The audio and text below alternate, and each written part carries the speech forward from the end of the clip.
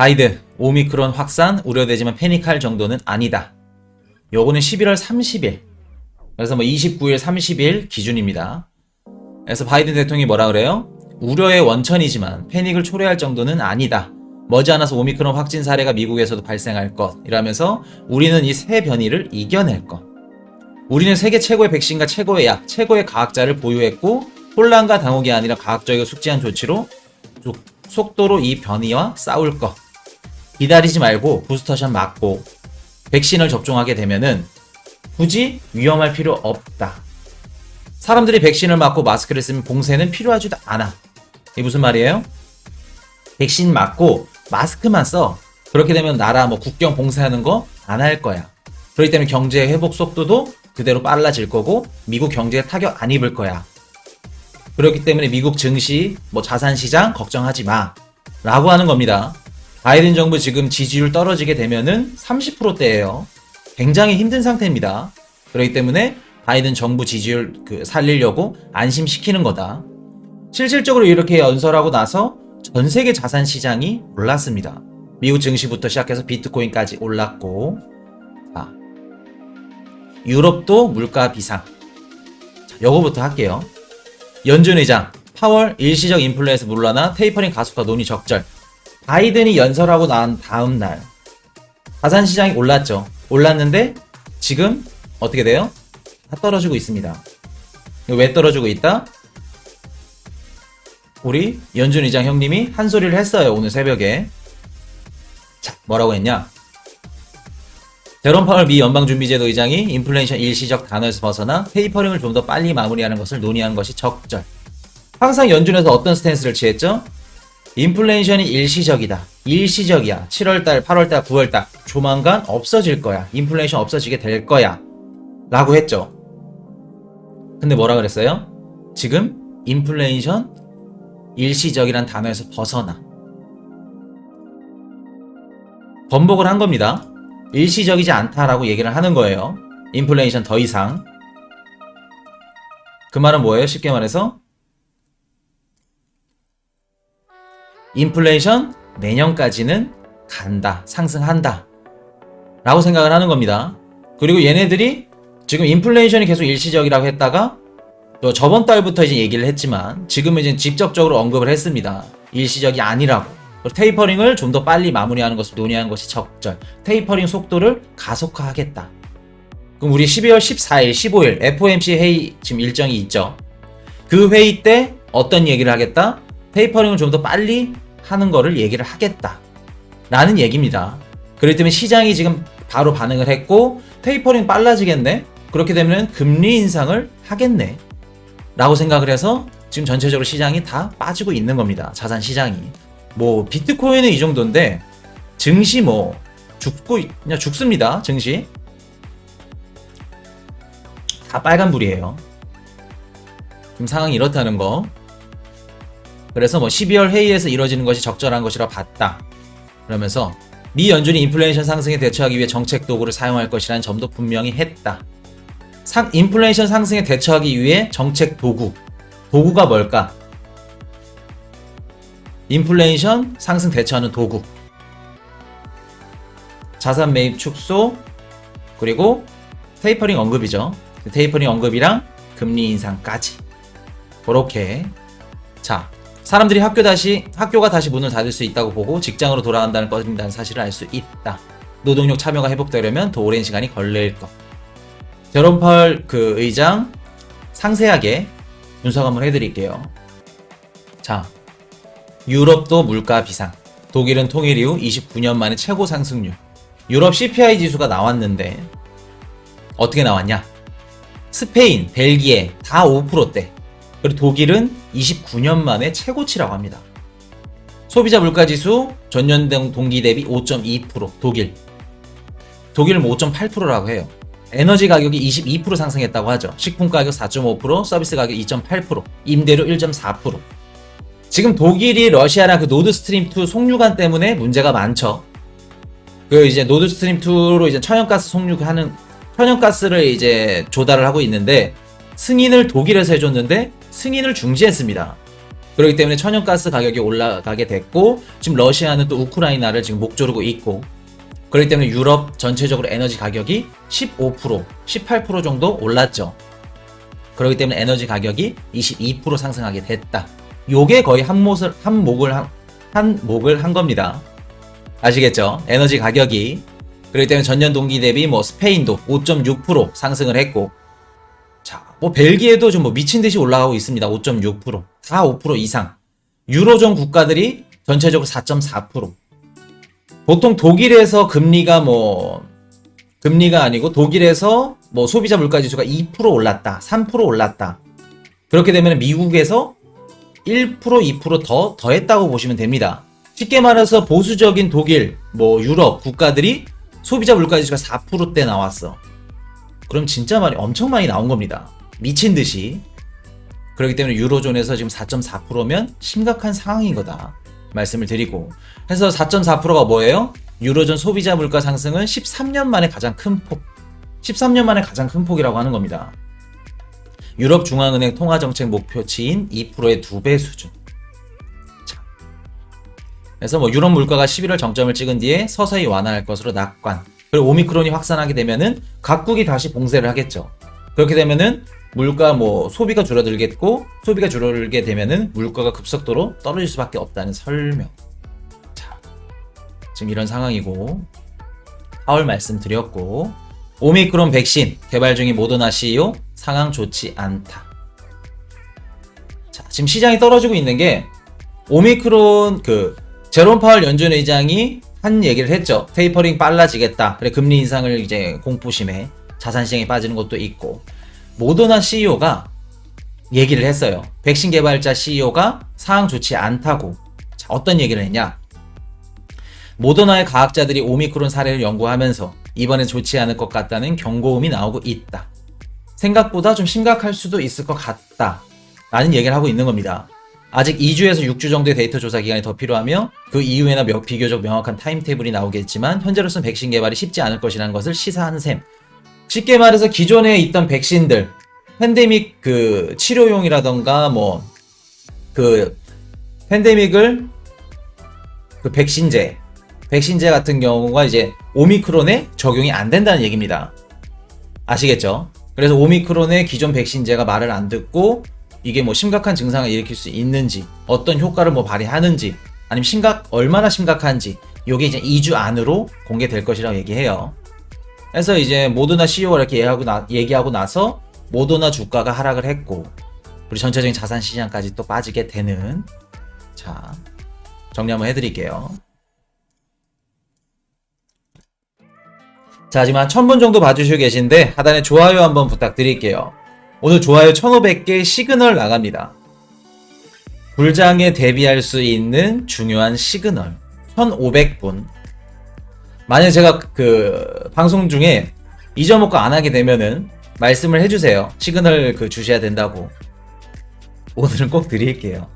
1500개 좋아요. 근데 1500개 안 되면 진짜 저도 그냥 넘어가겠습니다. 다음 시간으로. 자, 좋아요 1500개. 자, 바이든. 오미크론 확산 우려되지만 패닉할 정도는 아니다. 안심해라. 백신 접종만이 해법이며 여행 제한 추가 조치와 봉쇄 정책을 검토하고 있지 않다. 이 얘기하자마자 어떻게 됐어요? 전 세계 자산 시장 상승하게 되는. 비트코인 시장 상승하게 됐고 똑같이 금일 제롬 파월 연설이 있었죠. 테이퍼링 언급했고 가속화할 거다. 그래서 시장은 금리 인상 또 공포심인가 또 뭐가 있어요? 오미크론 또 공포심까지 생겼기 때문에 금리 인상 공포심이 다시 생겼고 자산 시장이 하락하게 됐다. 모더나 CEO 기존 백신으로는 오미크론 잡을 수 없을 수도 있다. 자, 내년 상반기에 백신 치료제 개발할 수도 있다고 하는데 기존 백신으로는 안 될 수도 있다. 이런 얘기가 왔다 갔다 하죠. 상황이 좋지 않을 수도 있고 지금 현재 17개국에서 감염자 확인됐다고 합니다. 곧 이제 우리나라도 들어올 건데 조심하셔야 될 것 같아요. 지금 아까 우리나라 기준 해가지고 5,000명인가 8,000명인가 최고 감염자 수라고 합니다. 그래서 우리도 이제 위드 코로나에서 어느 정도 제한적으로 좀 조치가 일어나게 될 건데 근데 좀 모르겠어요. 제한 조치를 해서 이게 좋아질지 모르겠고 여튼 전세계 자산시장 하락하고 있고 FDA 보통 검사 결과가 뭐 바이러스라던가 아니면 이런 뭐 팬데믹 이런 것들 우리 뭐 오미크론도 마찬가지고 그런 것들 전염병들 보통 2주 정도가 소요된다고 합니다. FDA 검사 결과가. 그래서 2주 정도는 지켜보셔야 된다. 2주 정도 후가 언제예요, 우리? 12월 14일, 15일. FOMC 회의랑, 그리고 또 뭐 있어요? 미국 부채 상한 한도까지. 중요한 날짜입니다. 그래서 12월 14일, 15일. 우리 코인 이슈 그 영상 보시는 분들은, 가족분들은 12월 14일, 15일까지 어떻게 하셔야 된다? 제가 커뮤니티로 말씀드렸죠. 그렇게 대응하시면 됩니다. 다른 뭐 커뮤니티 방송 뭐 보시는 분들은 몰라. 12월 14일이 뭐가 있고 15일이 뭐가 있고. 그래서 지금 주어야지 맞나 아니면 뭐 언제 주어야 되나. 남들 가격 다 오르고 상승자 할 때 그때 가서 막 줍죠. 한 개 두 개 아껴가면서. 그렇다는 거. 우리 코인이슈 영상 보시는 분들은 최소한 2주에서 3주 정도는 앞서가야 된다는 거. 다른 분들보다는. 자, 그래서 모더나 주가 하락하게 됐고 자산시장에 다시 오미크론 공포가 창궐하게 되는, 그러면서 가격까지 하락하게 되는.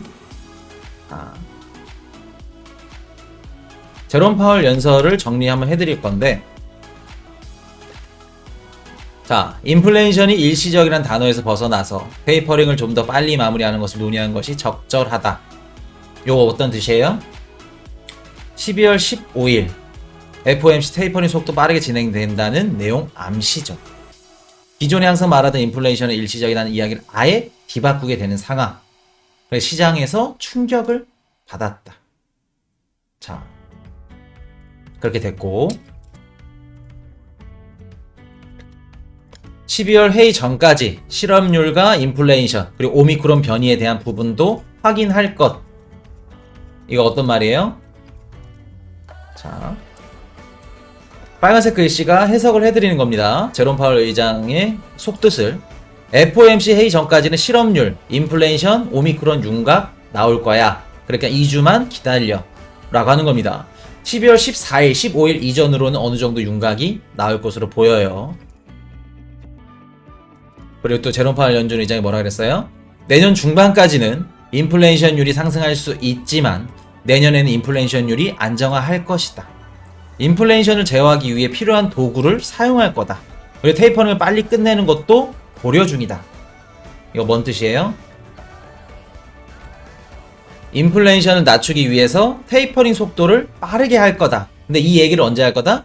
12월 14일, 15일 미국 FOMC 회의에서 할 거야. 그리고 테이퍼링을 빠르게 가속해서 어떻게 내년 뭐 3월 빠르면은 뭐 6월 전까지 다 테이퍼링을 다 끝내놓고 그 다음 뭐를 한다? 금리 인상도 할 거야 라고 하는 겁니다. 인플레이션 제어하기 위한 필요한 도구가 금리 인상 플러스 테이퍼링, 그렇게 생각하시면 됩니다. 그래서 테이퍼링을 빨리 끝내는 것도 고려 중이다. 내년 뭐 상반기까지 테이퍼링을 끝내버리겠다 라는 얘기랑도 일맥상통해요. 또 연준 의장이 뭐라 답변했죠? 지금까지 언급한 내용들은 오미크론을 반영하지 않았습니다. 오미크론 영향이 2020년 3월 우리 뭐 있었어요? 2020년 3월 작년 3월 전세계 자산시장 대폭락을 맞이했죠. 팬데믹 코로나19. 그래서 그 자산시장 그 시점이랑 비견될 거라 생각하지 않습니다. 자, 이거 무슨 얘기예요? 오미크론 사태가 심각해지면 테이퍼링을 천천히 하는 완화 정책을 할 수도 있다. 쉽게 말해서 연준 의장이 지금까지 세게 다 말했어. 근데 막바지 뭐라고 얘기해요? 아, 좀 너무 세게 말하면 이거 바이든한테 혼나겠는데? 지지율 더 떨어지겠는데 요거? 미국 증시 다 빠지고? 그럼 이 얘기도 해야겠다. 지금까지 내가 한 얘기들은 오미크론 사태를 반영하지 않았습니다.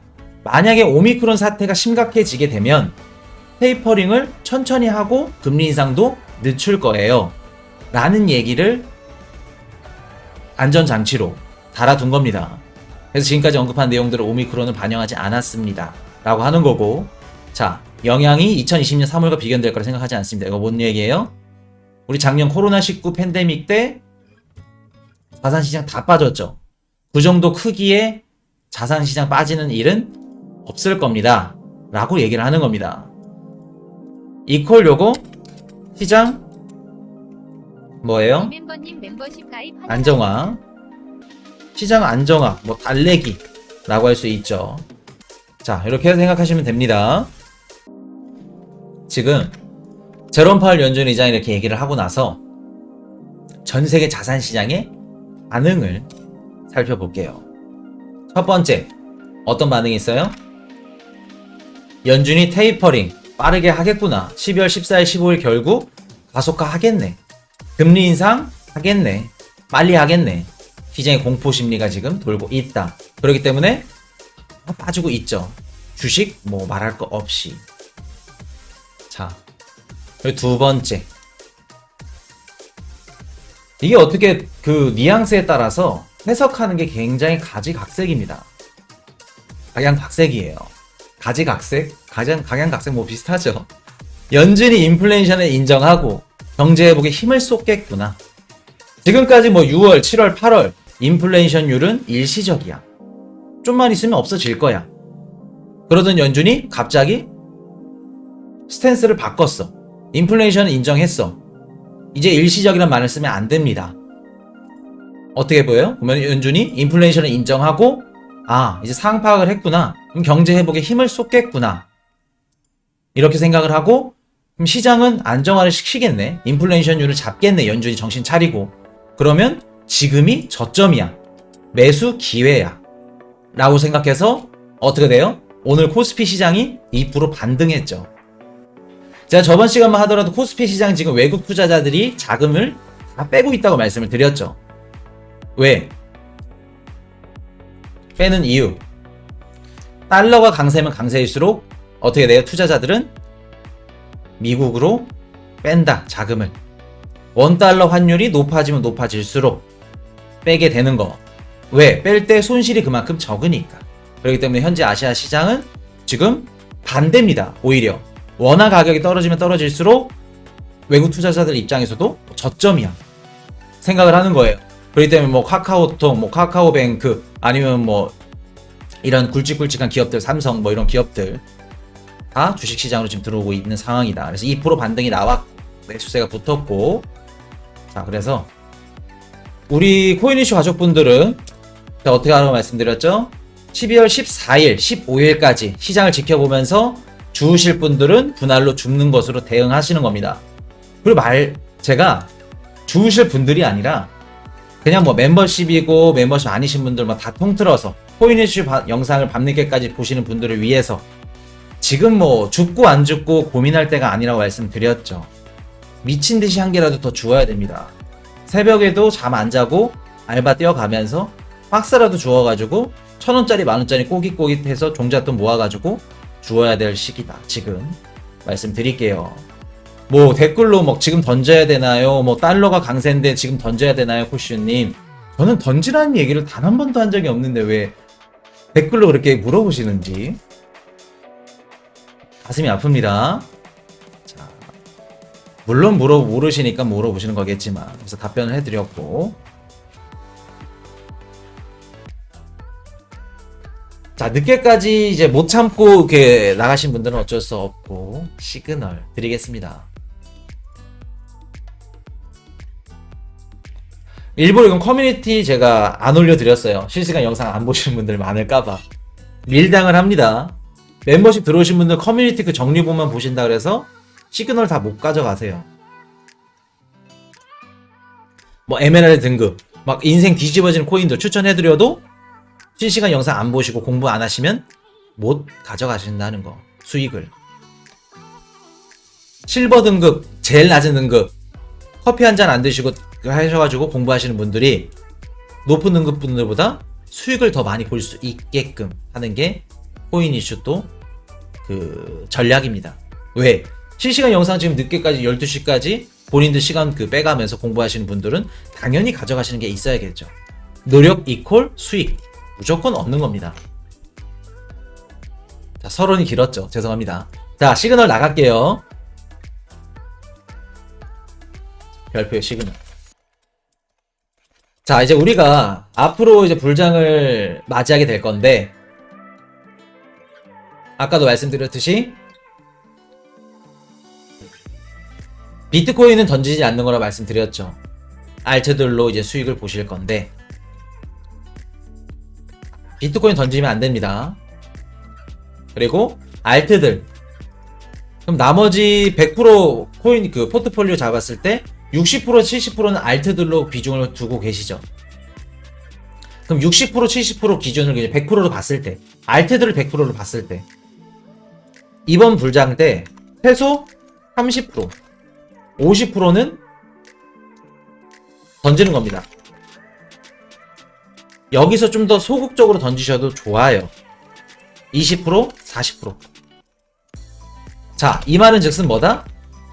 이번 불장 때, 어차피 이번 불장 때 다 올라가고 내년 그 코인 이슈가 금리 인상 되면은 하락장이라고 했지. 하락장 때 어차피 싸게 주면 되니까 이번 불장 때 수익을 받아야겠다. 수익을 봐야겠다.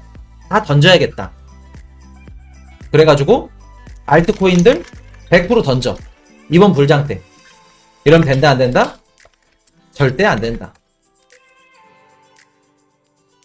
무조건 내년 가면은 불장을 다 보내고 하락장이 맞이해서 내년이 왔어. 그래도 본인 계좌에 코인은 최소 어떻게 돼요? 50%. 뭐 많게는 70%까지 보유하고 있어야 된다.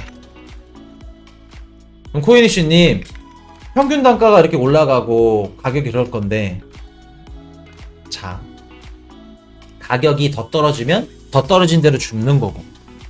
자, 그러면 코인이슈야, 불장 때 수익을 최대한 봐야 되는 게 낫지 않아? 좋지 않아? 맞습니다. 무조건 투자는 유동적이고 유연하게 해야 됩니다. 그리고 수익 볼 수 있을 때, 새롭게 던질 때 던져야 되고. 자, 최소 뭐 요거는 개인 따라 달라요. 50% 70% 보유하고 있는 거, 요게 뭐 30% 50% 될 수도 있고. 어차피 제가 50% 갖고 계세요 하더라도 30%만 갖고 계신 분들이 있을 겁니다. 요거는 본인들 판단에 맡기는 거고. 그럼 왜 보유하고 있어야 되냐 말씀을 드리면, 자, 코인 이슈가 내년 뷰를 어떻게 말씀드렸죠? 롱뷰로 말씀드렸나요? 숏뷰로 말씀드렸나요? 자, 지금 들으신 분들 말씀 한번 해보세요. 비트코인 뷰를 숏뷰로 말씀드렸나요? 롱뷰로 말씀드렸나요? 내년 뷰.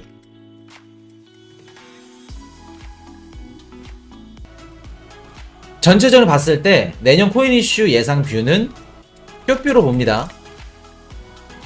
왜 이렇게 말씀드렸죠? 금리 인상하면 전세계 자산시장들 다 미끄러질 거고, 부동산 난리 날 거고, 대출 금리 갚으려면 부동산 던지고 비트코인 던지고 주식 던져야 되기 때문에 금리 인상 들어가면 다 쓰러질 거다 말씀드렸었고. 자, 근데 코인 이슈가 아무리 코스트라 다무스여도 다 맞출 수 없습니다. 내년 뷰가 롱뷰일 가능성이 있어요. 롱뷰일 가능성 언제든지 갖고 가셔야 됩니다. 첫 번째 뭐 있을까? 아까 말씀드렸듯이 피델리티 비트코인 현물 ETF 캐나다에서 지금 승인했죠. 12월 2일날 12월 2일날 내일부터 판매 시작하고, 비트코인 현물 ETF 미국에서 딱 터져. 내년 뷰 롱뷰 바뀌는 겁니다. 물론 그 짧게 가겠지만 행복은. 그 금리 인상 안 할 수도 있는 거고. 자, 그리고 또 중요한 거 뭐예요? 제일 중요한 거, 아까 말씀드렸던 거, 중국 비트코인 내년 동계올림픽 이후에 비트코인 시장 개방한다고 해. 베이징 자산거래소에서 비트코인 이더리움 상장돼서 구매할 수 있어. 그럼 비트코인 가격 어떻게 될까? 이더리움 가격은 미친듯이 올라가는 겁니다. 내년 롱뷰 되는 거예요. 그렇기 때문에 제가 중국 코인들 관련해가지고 좋다 갖고 계셔도 좋다, 중국 코인들 안 좋다고 얘기하는 거 공부하시고 얘기해라 하는 겁니다. 아시겠죠? 언제든지 투자시장, 뭐 증권, 주식, 뭐 비트코인 자산 시장에는 항상 뭐 변수가 비일비재해요. 최근에 오미크론 바이러스 터졌죠. 그것도 자산 시장의 변수였죠. 그것만 아니었어도 지금 코인 이슈가 예상한 대로 좀 이렇게 흘러갔을 건데 밀릴 수도 있습니다. 오미크론 때문에. 자산 시장에는 오미크론 이런 거 바이러스 같은 거 항상 비일비재합니다. 뭐 팬데믹 이런 것들, 규제안 항상 이런 변수가 작용하기 때문에 코인은 보유하고 있어야 되는 게 맞습니다. 아시겠죠? 자, 지금 불장 와가지고 100% 다 던졌어. 하락장이 온대. 하락장이 진짜 오기 전에 비트코인 현물 ETF 승인이 됐어. 남들은 막 비트코인 2억 3억 가가지고 막 미친듯이 축제하는데 나는 이미 다 던져버렸어. 불장 때. 피눈물 나는 겁니다. 아시겠죠? 그렇기 때문에 항상 자산 시장에는 미리 대응을 할 수 있어야 돼요. 그렇기 때문에 항상 코인은 뭐예요? 보유하고 있어야 한다. 이번 불장 때 전액 매도 절대 안 된다. 전액 현금 보유? 뭐 항상 하지만 단타 치는 분들 지금 현금 보유해야 됩니다.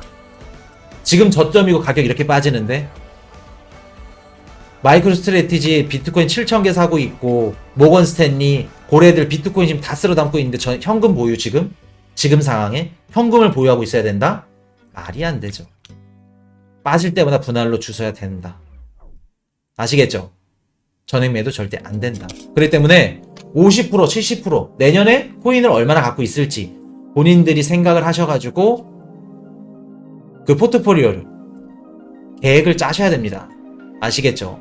내년에 숏일지 뷰가 롱일지 그건 아무도 몰라요. 그렇기 때문에 금리 인상 될지 안 될지도 모릅니다. 제 개인적인 예측은 금리 인상 된다고 생각을 해서 숏뷰를 들었던 거고 아시겠죠?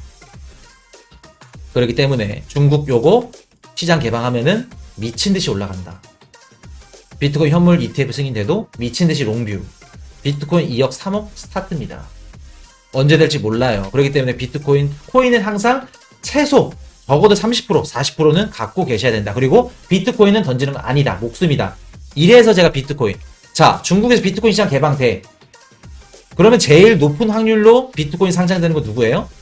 아니, 암호화폐 거래될 수 있는 거 확률 제일 높은 거. 비트코인, 이더리움이죠. 두 개는 무조건 되는 겁니다. 이더리움 안 되더라도 비트코인은 거래할 수 있게 될 겁니다.